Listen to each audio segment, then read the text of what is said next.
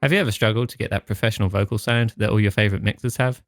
Feeling like your vocal mix sounds amateur when compared to commercial releases is something every engineer will experience. But by following this easy 5-step guide, you'll never have to feel that way again. So let me show you how. But before we start, if you want to get your mixers to sound like Pro Songs, I highly recommend checking out Sage Audio's Mixing and Mastering membership. As a member, I have to say the experience has been incredible. Just for signing up, you'll receive 10 pre-mastered songs with your own dedicated mastering engineer, unlimited mixing feedback, and in-depth audio courses, but more on that at the end of the video. The biggest problem I hear in amateur productions is that the vocals are often too heavily processed or haven't been processed enough. The secret to a great vocal mix, regardless of genre, is to strike a balance between these two worlds. You don't want to underprocess a vocal, as it will leave you with a flat, boring sound. Relax, you're welcome here. Everybody is your friend round here. But at the same time, it's very easy to get carried away with adding effects like reverb and delay, which can easily leave you with a washed out sounding vocal track. Relax, you're welcome here. Everybody is your friend round here. So the way around this is to follow my simple 5-step guide, which will leave you with pro sounding vocals every time. The first step in this chain is corrective EQ. You can use the settings as a general guide when mixing vocals, but don't copy them exactly, as the exact settings you need will be completely dependent on the sound source you're working with. First, let's add a high pass filter. You want to take away any unnecessary low frequencies that are present in the vocal track. These can get in the way of other, more important low frequency instruments in the mix, like bass or a kick drum. Removing them from a vocal track is crucial. The specific frequency you want to cut at will change from vocalist to vocalist. Often male vocals will be around 120 Hz, and female vocals can be anywhere upwards of 200 Hz.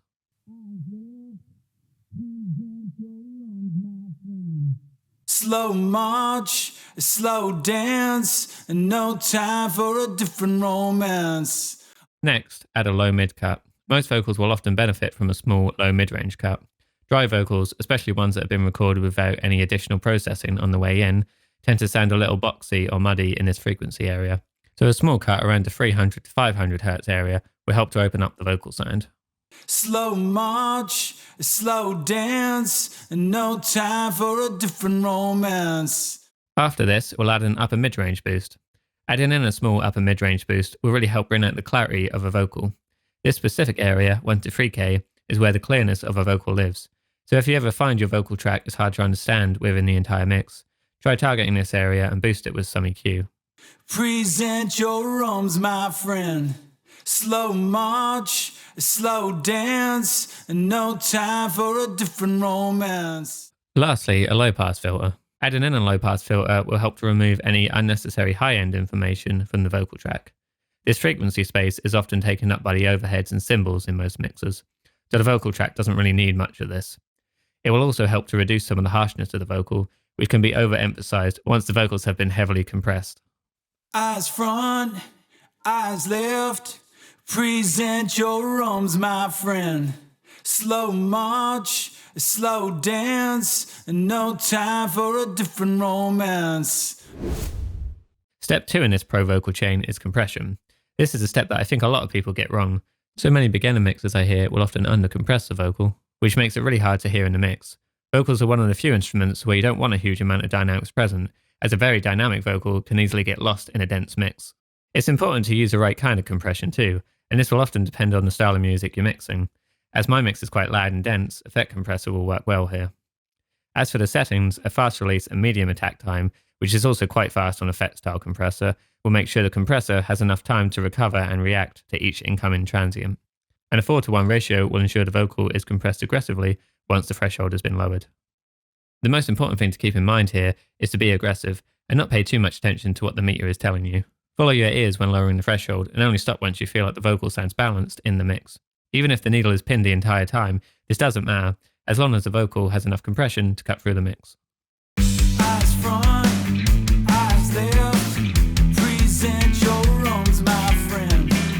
Eyes front, eyes left. Present your arms, my friend. Step 3 in this chain is to add in some more EQ, but this time it's adding in creative EQ. The difference between this step and step 1 is that in step 1 it's all about fixing issues that are present in the vocal track, whereas step 3 is about enhancing what's already there. You can in fact skip this step entirely if you feel that after EQing and compressing your vocal, you don't need to shape the vocal tone any further. but I often find that a vocal will need some amount of high or low end added back in once it's been compressed. For my vocal specifically, I've added in a simple EQ boost that's helping to brighten up the top end of the vocal track. It's subtle, but it helps to shape the vocal further after the compression stage. Eyes front, eyes left, present your arms, my friend.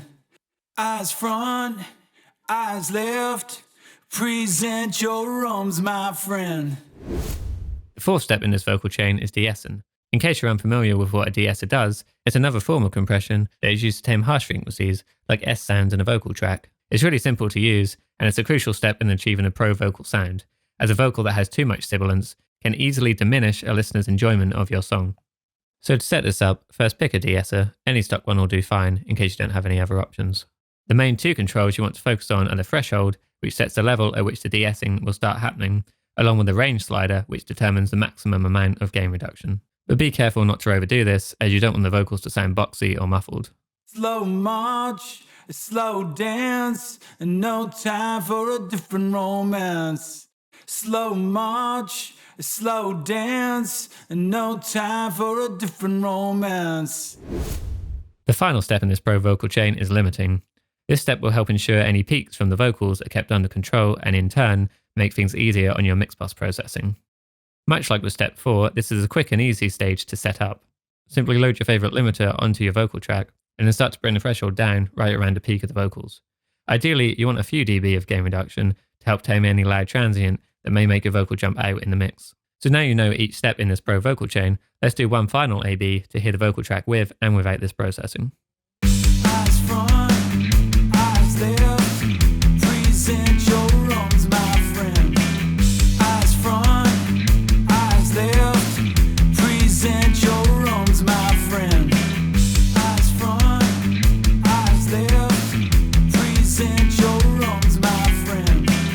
Eyes front, eyes left, present your arms, my friend. As I mentioned earlier, if you want to get your mixes to sound like pro songs, I'd highly recommend checking out Sage Audio's Mixing and Mastering membership.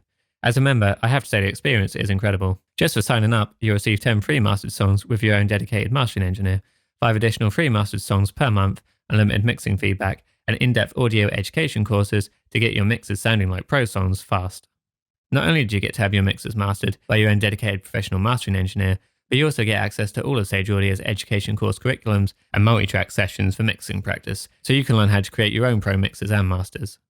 Additionally, the membership offers you unlimited mixing feedback from Sage Audio engineers and community members before having your mixes mastered. This is highly valuable, giving you access to a thriving community of producers and engineers who can provide you with quick feedback on what could be improved first before your mix is professionally mastered.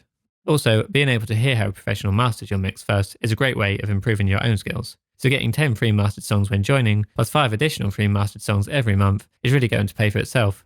So if this sounds like something you'd benefit from, and I'm sure you would, use the link in the description to get a 70% discount on the membership, which brings the total cost down to just $15 per month.